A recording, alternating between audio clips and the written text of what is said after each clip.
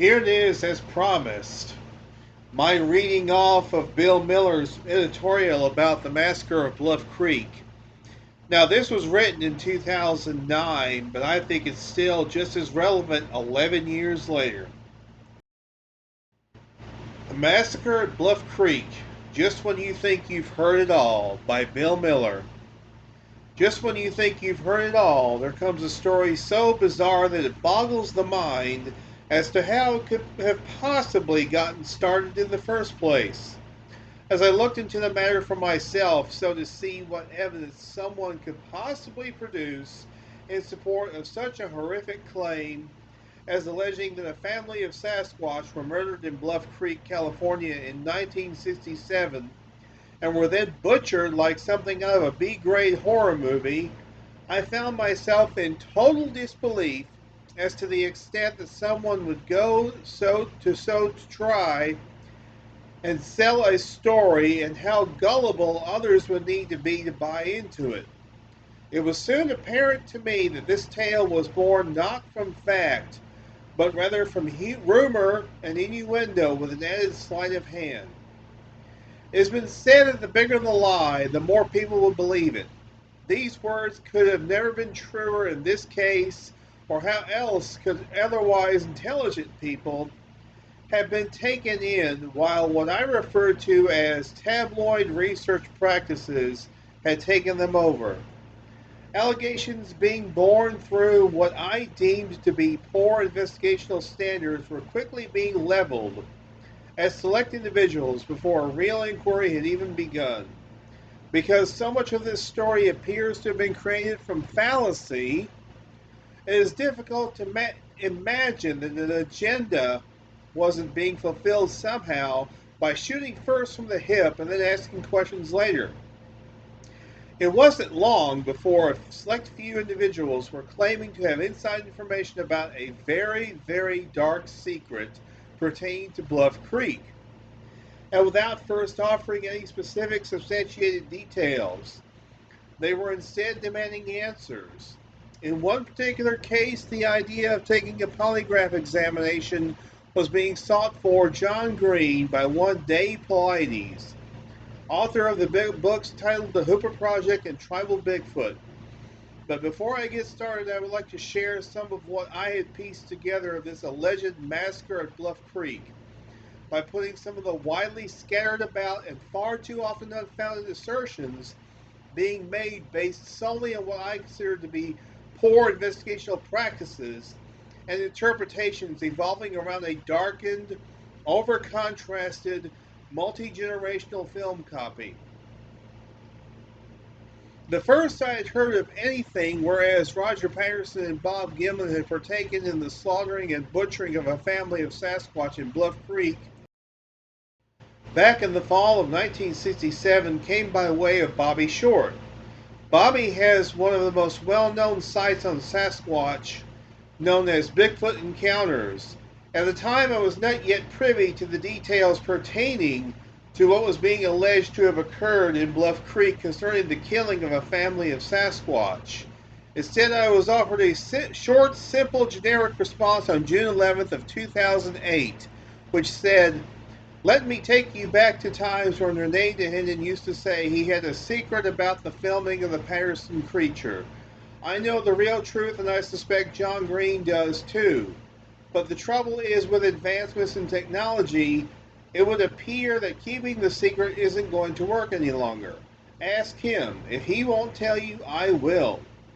It has now been 15 months since that time, and Bobby has yet to tell me precisely what this secret is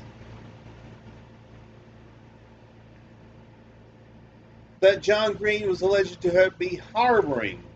However, after being offered an invitation by Green to read a series of emails and responses that Bobby and others had sent to him over time, I feel that I've gotten somewhat of a better picture as to the conspiratorial mindset of some of those individuals who would later become a part of the fiasco leading up to what has been referred to as the Massacre at Bluff Creek.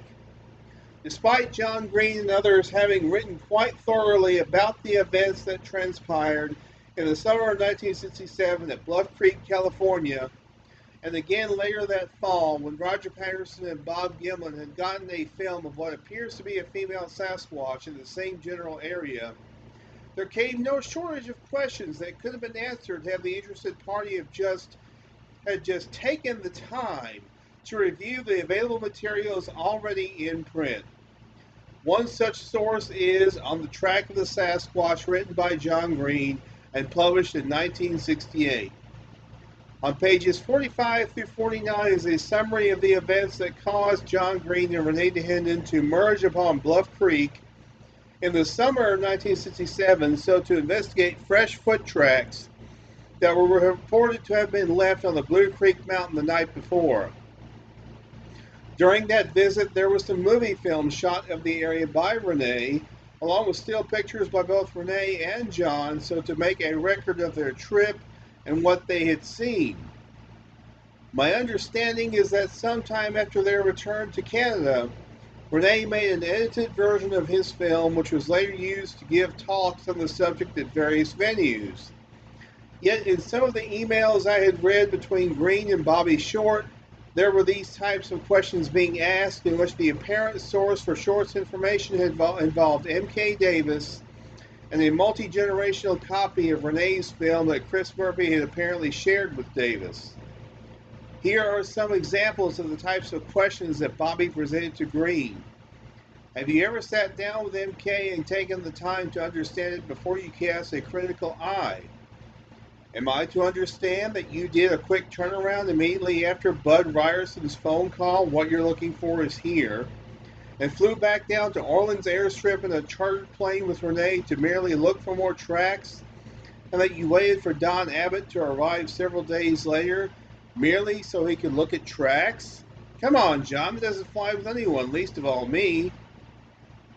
You hadn't been home 24 hours when that phone call from Ryerson came in. That's in your ape book. You had already seen tracks in Bluff Creek. What did Ryerson mean when he told you what you're looking for is here? Why would you hire a handler and tracking dog to look for more tracks? Why did Dale Moffat insist on 2 rifles for protection? Protection from what? Tracks? These are but a few of the questions that were being put to John that a mere reading of his books would have all but answered them. As for me personally, I have a method that I like to utilize in such matters which is called Occam's razor. Occam's razor is quite simply a principle whereas entities must not be multiplied beyond what is necessary.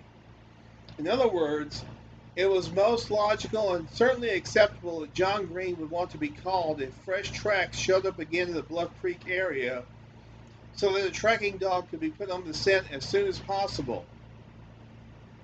It was also quite reasonable to believe that the dog handler would want rifles on hand in the event that his highly skilled dog was able to lead the group to their quarry.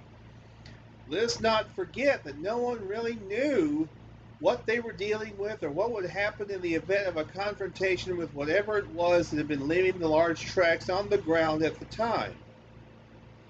Keep in mind that it would be almost 2 months before Patterson and Gimlin came upon and filmed one of the creatures responsible for leaving the large foot tracks on the ground. Until that time, the world had only heard general descriptions from eyewitnesses as to there being a large, upright, ape-like creature roaming the Pacific Northwest.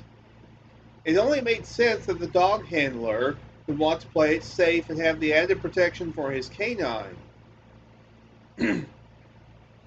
In further review of the correspondence record between John Green and several other people who were seemingly hinting that something sinister had happened at Bluff Creek, I came across an email whereas David Pilates had said this to Al Hodgson.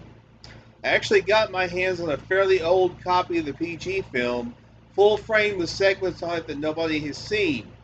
It is in the expert's hands and many of our impressions of what actually occurred is playing out. I actually believe that John Green and Gimlin are harboring a very, very dark secret, really. To those who don't know who Al Hodgson is, Al was the man who owned the hardware store in Willow Creek, California at the time Roger Patterson shot his famous film.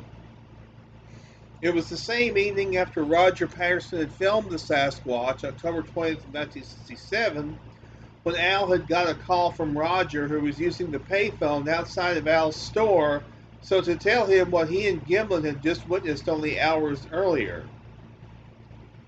While Dave Paulides has been careful not to commit himself to certain specifics, he had made particular references that pointed in the direction he appeared to be heading in this ridiculous tale of slaughtered Sasquatch. In one of his emails, Paulides attached some images to John Green that were not of the PG film, as he had mistakenly thought, but rather from the Renee DeHinden film taken during Green's return visit to Bluff Creek in late August of 1967. It appeared that Paulides may have been unaware that the old film he told Hodgson about coming into possession of was actually the edited version of DeHinden's film on Blue Creek Mountain that had been attached to a copy of Patterson's film for public showing purposes in other venues. I still find myself wondering how anyone could think that the two films, DeHinden's and Patterson's, were shot at the same time. The fact was that the lush green scenery of late summer in DeHinden's film, compared to the deepened red fall colors seen in Patterson's film, is quite discernible. Needless to say that Green wasn't impressed with the accusatory remark Paulides made to Hodgson on July 15th of 2009 about John harboring a very, very dark secret. Green responded that if Paulides wanted to know about what he saw in Bluff Creek during his visit there in the last week of August 1967, then the thing for Paulides to have done would be to have gone to who would best know the answer, John Green. In an emailed response to Green on that particular point, Paulides arrogantly writes, "Telling me how to be an investigator is like me telling you how to be a journalist. Telling me I should go to you first is the exact opposite protocol to any investigation. So just what should a good investigator do? Let us review once again what Paulides wrote to Al Hodgson. I actually got my hands on a fairly old copy of the PG film, full frame with segments on it nobody has seen. It is in the expert's hands and many of our impressions of what actually occurred is playing out."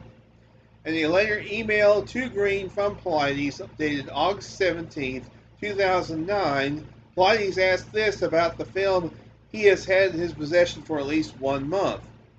"What is the man pointing to on the ground that you appear to be looking down at with something on your shoulder?" What is on your shoulder? We had our experts determine what was on your shoulder, and with 99% accuracy, they determined it was the attached and inserted camera. I trust your integrity, but please tell me what is on your shoulder.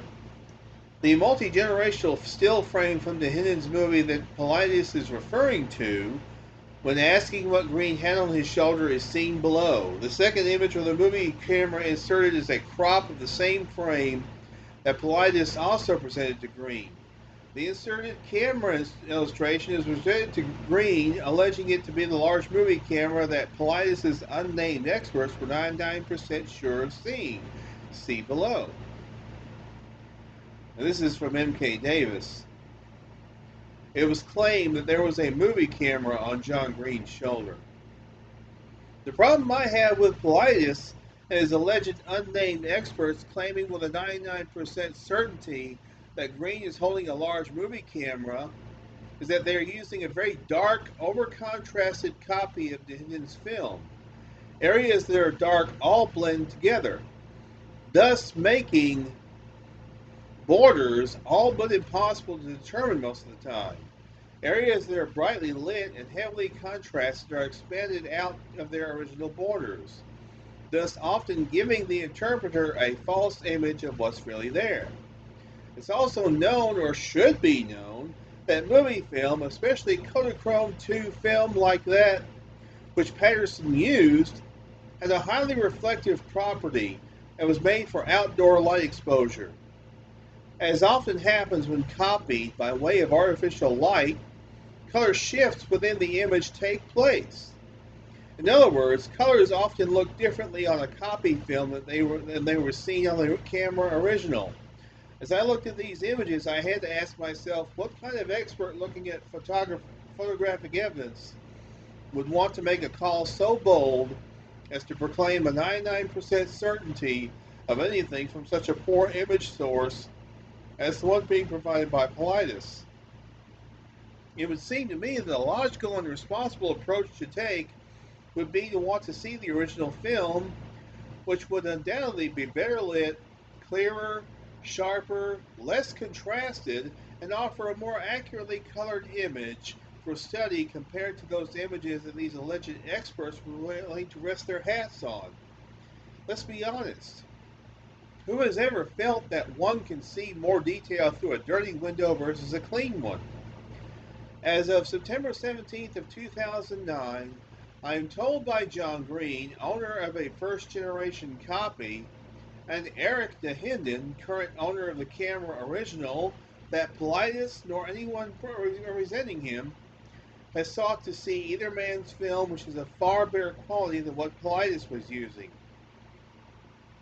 The end result of trying to interpret poor, multi-generational, and over-contrasted images must have surely led in part to the series of questions that Politis put to John Green in his email of August 17th of 2009. Some of those questions were: Question 1. What is the man pointing to on the ground that you appear to be looking down at with something on your shoulder? What is on your shoulder? Photo number 2. John, you say that isn't a camera on your shoulder. What is it then? We had our experts determine what was on your shoulder with 99% accuracy. They determined it was the attached and inserted camera. I trust your integrity, but please tell me what is on your shoulder. Photo number 3 has the same content as number 2. Photo number 4, it appears you have something on your belt just above and in front of your left elbow. What is it on your belt? Is that a pistol holster? It should be noted once again that it was on July 15th of 2009 when Politis wrote to Al Hodgson and said that he and his experts had in their possession the film in question. However, it appears that neither Politis nor his experts had ever actually watched the entire Blue Creek Mountain sequences of John Green in motion, or else they would have known that Green had nothing on his shoulder. As the film advanced, they would have been forced to see Green's left hand pull away from his shoulder, and he would only be holding a small still camera. See top right of the illustration below. The selective still frame used by Politis, left, gave a false impression that John Green is holding a large movie camera over his shoulder because in another view, top right, from the same film, it appears to be the 35mm still camera in Green's hand, bottom right, as seen in both books On the Track of the Sasquatch, page 45, by John Green, and Meet the Sasquatch, page 111, by Chris Murphy, which was written in association with John Green and Thomas Steenberg. The photo was taken by Renee DeHinden during the Blue Creek Mountain trip in August of 1967. Going back to the question Politis put to John Green where he asked what it was that Green had on his left hip. Politis, it appears you have something on your belt just above and in front of your left elbow. What is it on your belt? Is that a pistol holster?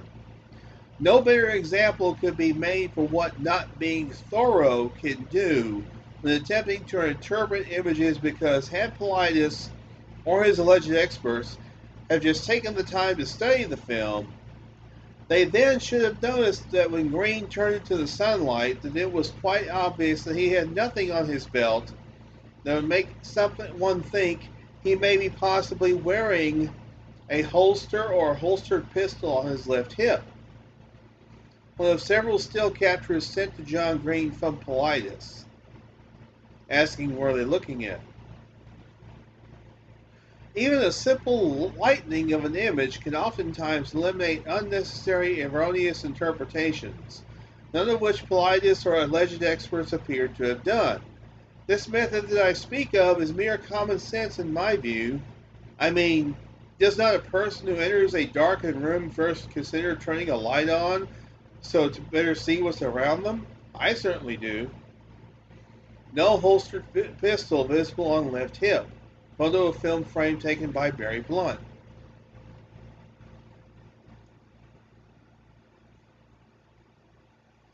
If Politis and his alleged experts did in fact watch the Blue Creek Mountain film footage in motion, then they have some explaining to do as to how it was that each one of them failed to so miserably in not catching these undeniable points.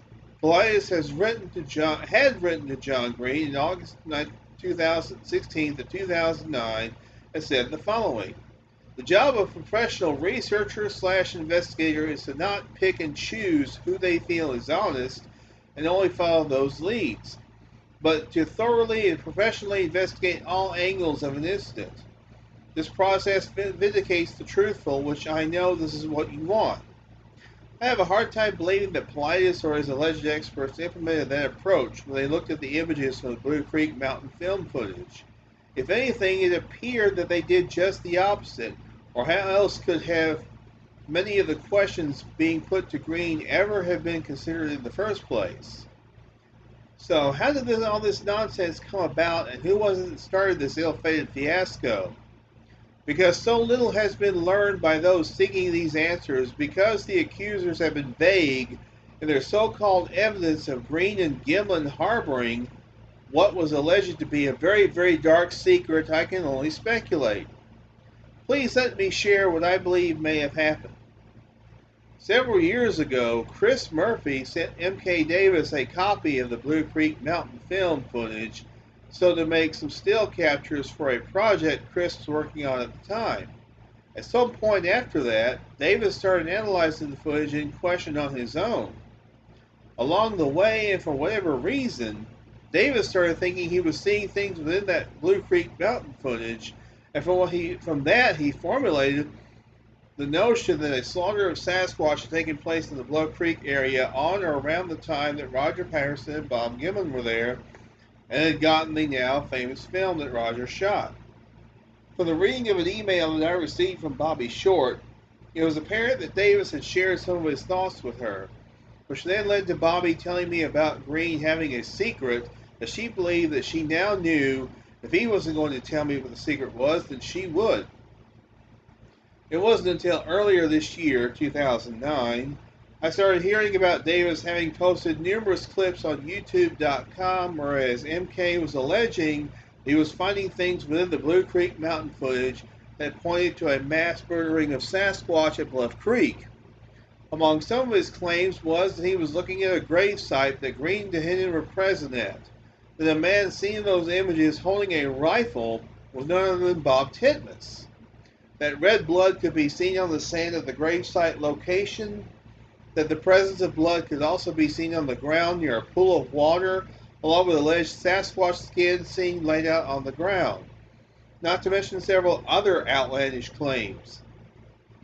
In reviewing several of MK's clips, it wasn't always being made clear by Davis that he was altering images. However, having seen a far better quality copy of the same film, it was apparent to me that this was exactly what he had done. Several such examples can be seen under the title M.K. Davis Illustrations that are shown below. And these are the M.K. Davis illustrations. Now see the red? That contrast that's been boosted. M.K. claiming that's blood. It's a bloody pool. It would seem to me that anyone with any knowledge at all of the Blue Creek Mountain film footage, and considering the lack of image quality that M.K. Davis was using, that they would see how unreliable the interpretations of M.K.'s could be, and how important it would be to seek out a more reliable film source. The fact is that the pilot, top left, in the Blue Creek Mountain film footage was not Bob Titmus. The much younger-looking pilot than the 48-year-old Titmus in 1967 was as tall as John Green, who was 6'4", when Bob Titmus was around 5'7". In one illustration, it was obvious that M.K. Davis had manipulated the color of the hands on the pilot, top right, so to imply they were bloody. The same seemed to have been done with a fast-flowing stream as well, bottom right. Other copies of the film in question did not show red hands or a red stream. referring to these photos. Here's one enlarged. This is the man alleged to be Bob Titmus.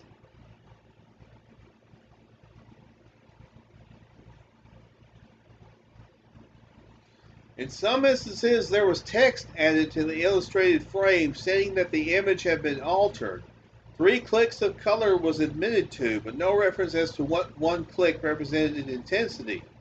Meanwhile, at the same time, MK appeared to be suggesting to the viewer other things that he simply had no proof of, but could be implied, having now adjusted the color of certain selected areas of the image. For instance, on Green's copy of the same film, a scene starts at the tail end of the pilot having just petted the tracking dog. The sleight of hand came when MK made the hands appear bloody, while offering a tale of a dog attack having just occurred. See below.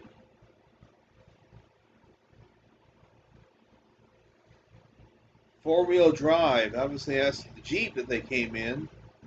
Red Jeep, logs, red hands. Dog just attacked Mr. Titmus's hands. There are three clicks of color intensification on the Jeep, 3 clicks on Titmus's hands. In fact, the stream at Bluff Creek flows so fast that I believe it reasonable to say that a 55-gallon drum of blood could be poured into the water and it couldn't turn the stream red from shore to shore before being quickly swept away downstream. To most people, it was quite clear that the assertions that Davis was making couldn't stand under their own weight when thought through, and yet it appeared that some people had bought into his claims without first properly analyzing them. Another such example was in Davis suggesting that he could see blood in the location that he purposed was the gravesite. Photo of a film frame from John Green's copy. Photo of the frame taken by Barry Blunt.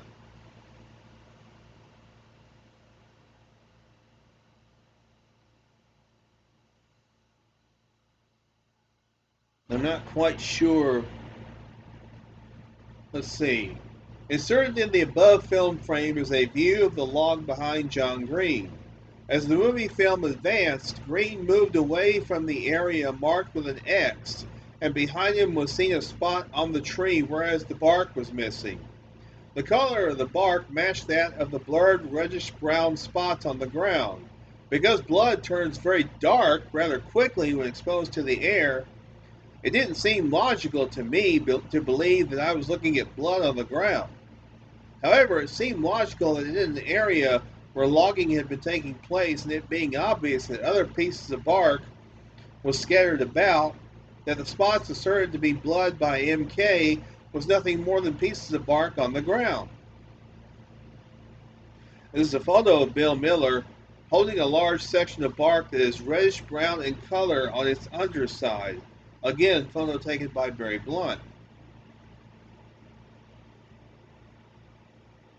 What a ridiculous affair this had turned out to be. It seemed that the more outrageous the allegation, the more eager some individuals could embrace the possibility. Whether purposely done or by carelessness, rumor and innuendo would take the place of fact in the implementing of overly darkened, contrasted images from a multi-generational film would help sell the story. White had become black and black had become white. What is truth? In one email, David Paulides wrote to Green on August 15th of 2009. Paulides said, "I never stated that you were harboring a dark secret."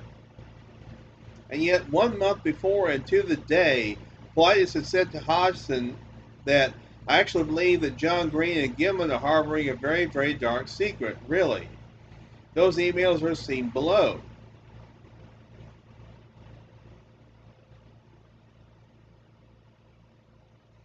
From Dave Paulides, August 15th, 2009, to John Green, FW book. John, I think you have me confused with someone else. I never stated that you were harboring a dark secret. I never called you any names, John. I was the COO of a major technology company. I don't belittle people. I don't call people a fool. And again, I have absolutely no understanding why you're treating a supporter of you like this. It's bizarre behavior, respectfully speaking. From Dave Politis to Al Hodgson, read book. Al, thanks for the email. I hope your time with Francis isn't too laborious. I actually got my hands on a fairly old copy. Okay, this is the line that we've already seen. The info on the RR came from the SP Museum in Sacramento. Heck, I should have just contacted you. I was talking with you. I miss talking with you. If you're ever down here, seeing your son, get a hold of me. Travel Bigfoot was twice as hard to write as the Hooper Project. I really do hope you like it. Your good friend, Dave. Another thing that should have come to mind to a seasoned investigator and his experts, in my view, would have been to want to know what other footage of the scene might be found on the original unedited film that Renee Hendon had taken, if for no other reason than to know if close-ups of this alleged large movie camera could be seen, so to be certain of the facts before making what could otherwise end up being seen as part of an unnecessary, careless, slanderous claim against other individuals. It should be said here and now for the record that I recently followed up with both John Green, who was a far superior edited copy of the film in question than Politis obtained, and Eric DeHenden, who has the camera original that his father, Renee DeHenden, took at Blue Creek Mountain to see if Dave Politis has contacted either of them to see their films. As of September 19th of 2009, it appears that Politis nor his alleged experts have attempted to see either of these men's films. On August 22nd of 2009, Politis wrote me saying, I tried my best to explain that we have much more evidence, better evidence, more complete evidence than anyone seems to understand. If Politis has other more complete evidence than the handful of images attached to his emails, then I'm sure that the accused would like to see it. Of course, his email to me was written before he will have seen this article.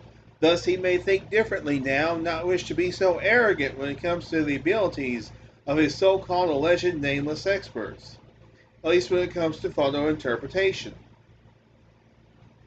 I would also like to say that I am not attributing the ideas and claims of M.K. Davis to those of Politis.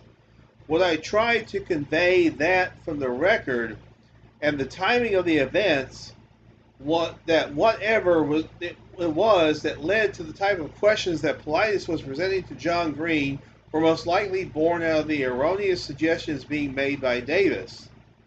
That between the poor, darkened, over-contrasted images combined with the power of suggestion, not to mention the altering of some of the images by MK, that Politis had been misled and relied too much on the materials Davis had used. What I've attempted to do is look at the evidence as it has been presented so to see if it had legs or not. My conclusion is that it did not. We all make mistakes, and it's been said that a mistake isn't a mistake unless we refuse to correct it. I believe that there is ample evidence that points to Politis making a huge mistake when he claimed that Green and DeHenden were harboring a very dark secret. In my view, there are several people who owe a big apology to John Green, Bob Gimlin, and anyone else they wrongly implicated in this most ridiculous tale. As the character of the accused was called into question, the tables have now turned, and many of us will be watching to see if the accusers will have the character to admit their mistake. So far, M.K. Davis has removed all his videos from YouTube.com. Special thanks to John Green, Eric DeHenden, Al Hodgson, Thomas Steenberg, Chris Murphy, Sebastian Wang, and Lauren Coleman for their role in helping me gather the information that I sought. Also, a very special thanks goes out to Barry Blunt for taking the time to go with me to John Green's home on 2 occasions so to view and take photos of the edited first-generation copy of Renee DeHenden's Blue Creek Mountain film. While maybe not as clear as seeing Green's film copy in person, it was Blunt's photographic efforts that allows the reader of this article an opportunity to compare the quality of Politis' film image source to that of John Green's. Bill Miller, Bigfoot Field Research. And I think that says it all, folks. I don't think I could add anything to that. So, until next time, y'all be good or be good at it.